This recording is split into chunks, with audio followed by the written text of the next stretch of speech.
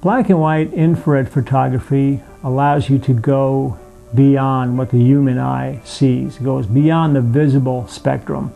The visible spectrum is from about 400 to 700 nanometers, which is a measure of light. And the Kodak's black and white infrared film would photograph from about 400 to 700 nanometers. And that's how you get that dreamy, misty, surreal look.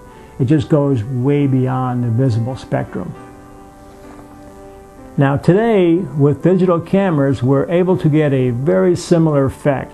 In fact, it's also recording in the black and white infrared range. So there's a couple different ways that you can do this, and the first way is the way that I started doing the black and white infrared, and that is to set your camera. Most cameras, I believe, I used to use the, well, as a matter of fact, I still have it. I have a Fuji S2. I used to use that camera for my digital black and white infrared. And the way you have to do this, you set your camera setting to photograph in black and white mode. And then you have to put a filter over your lens. And the filter that you have to use is called a Ratten filter, and basically it's opaque, which means you can't really see through it. So the only thing you have to do then is you're going to have to use a tripod. So you're going to have to set up your photograph, your composition. You're going to have to set up the whole arrangement, and then when you put your filter on, you're not going to be able to look through the lens anymore. And then, of course, by using that filter, you're blocking quite a bit of light. In fact, you're blocking just about all the visible light, and it's allowing the infrared to go back through there. And then the only drawback is it's going to give you a relatively slower shutter speed, which has a higher chance of blur. So you definitely must use a tripod. It's not a bad thing. As long as you're using a tripod, you can end up with maybe a quarter of a second, half a second, even more. You might be able to go to an eighth. Now with the new cameras, they're so good at their higher ISOs, I think you can probably get away with a much faster speed now. Now that's the one way of doing it. And the other way is to either have a camera converted to do black and white only, black and white infrared only, or you can purchase one. There's one that's actually made just for that reason that I'm aware of, and that's made by Fuji.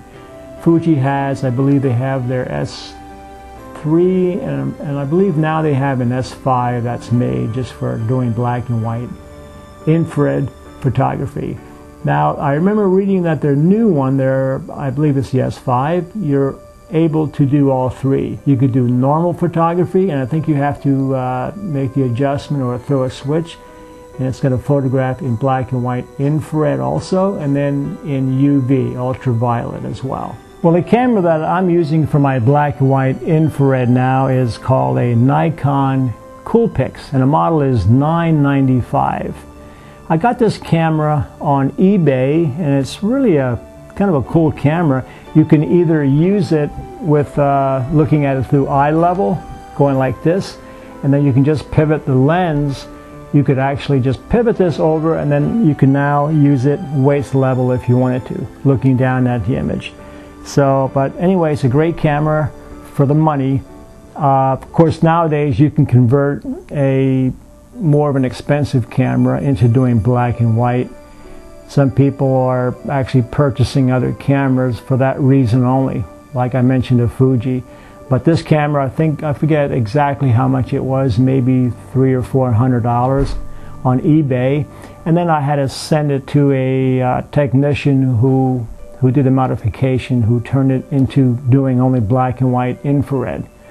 And I found that information, I believe it was some forum or a website. In fact, you could find them on different websites as well. You can do a search. I can't remember who it was anymore. I don't have the information. But there's a lot of places who will do that modification for you. Some photographers will also do it themselves. It's a little bit tricky, and you got to just take the camera apart. And I think what you have to do is you have to replace the infrared blocking filter that's inside the camera. you have to replace that with a visible light blocking filter. And then after that's done, the only problem is the camera is only useful for doing black and white infrared photography. But the Coolpix, basically it's a little over 3 megapixel, I think 3.1 megapixel size camera.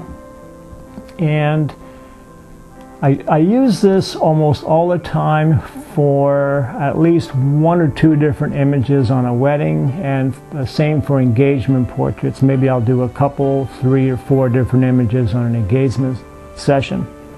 And they're very popular. A lot of people do order the infrared, and I've gone as high. In fact, I sold a couple that were 20 by 24s, but they wanted larger. But because this is only a 3 megapixel size camera, 20 by 24 is pretty much stretching it. If you look close, you can see the pixels. In fact, I have a couple samples on my wall here that people can look at.